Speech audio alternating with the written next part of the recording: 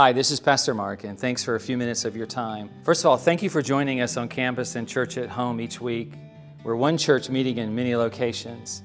We have periodically during the pandemic updated you on our COVID-19 protocols at Hope. So I wanted to give you another update today.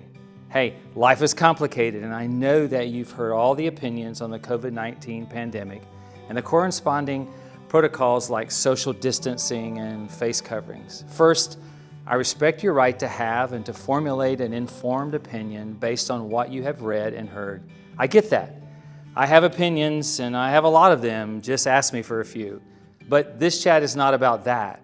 This is about an opportunity to care for one another that transcends our opinions regarding the pandemic.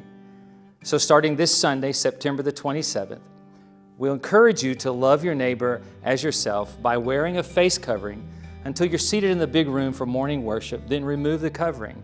We'll also encourage our elementary school age children while in Hope Kids to wear a face covering until they're seated in the Hope Kids worship area. Disposable masks will be available when you enter the building. I know what some of you are thinking, and that's okay. We all have different thoughts on what is happening at this moment in our culture. No, I've not drunk the Kool-Aid or been influenced by anything or anyone other than a sincere desire to care for you the best way possible.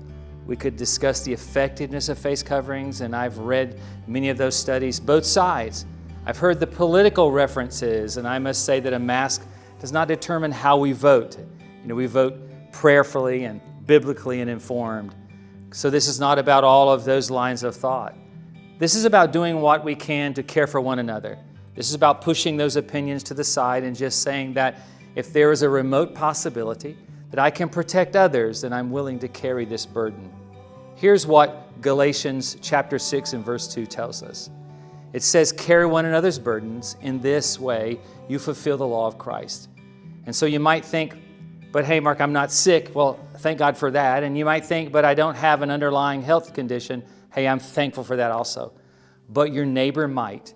And carrying their burden could come in the form of just simply wearing a face covering while you're in the common areas of the interior of the building until you're seated in the big room. What an opportunity we have at this moment in time to love our neighbor as ourselves.